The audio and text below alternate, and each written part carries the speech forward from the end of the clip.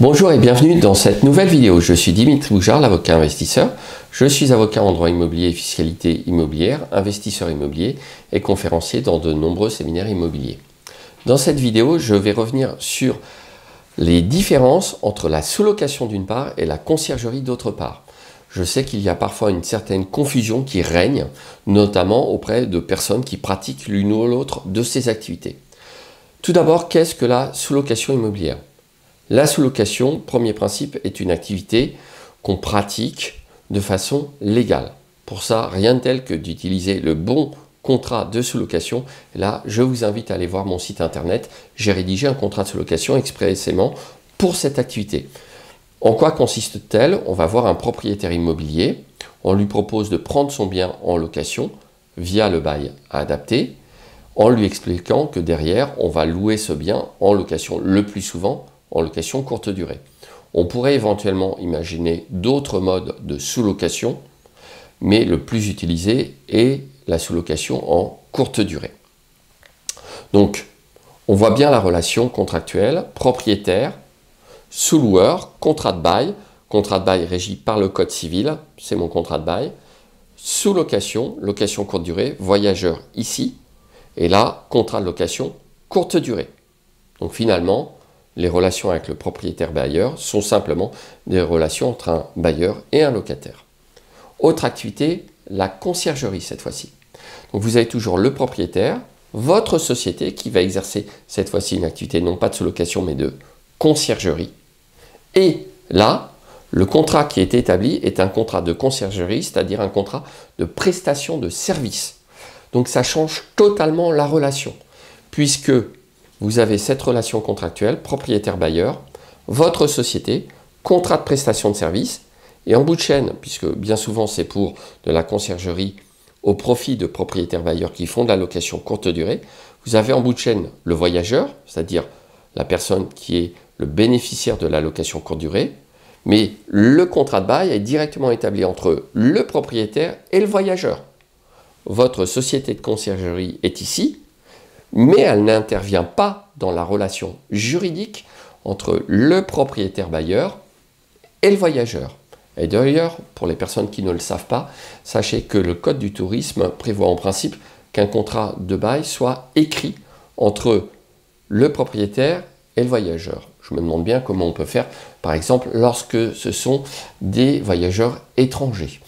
Là, je veux dire que je ne me vois pas trop faire signer un bail écrit en français à des voyageurs qui viendraient par exemple du Japon. Voilà, ils vont signer quelque chose qu'ils ne comprennent absolument pas. Je ne suis même pas sûr que ça serait valide d'ailleurs si la personne est incapable de comprendre ce qu'elle signe. Mais en théorie, il faudrait rédiger un contrat de location en courte durée. Donc du coup, si vous faites de la conciergerie, vous ne devez pas signer le contrat avec le voyageur à la place du propriétaire. Vous devez mettre en place éventuellement, par exemple, une signature électronique avec DocuSign entre le propriétaire et le voyageur.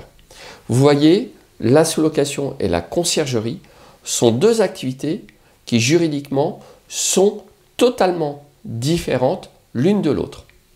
Est-ce que vous pouvez pratiquer les deux activités dans la même société? Oui, parfaitement, à une condition d'avoir le bon expert comptable pour d'une part avoir une comptabilité pour la sous-location et d'autre part avoir une comptabilité pour la conciergerie.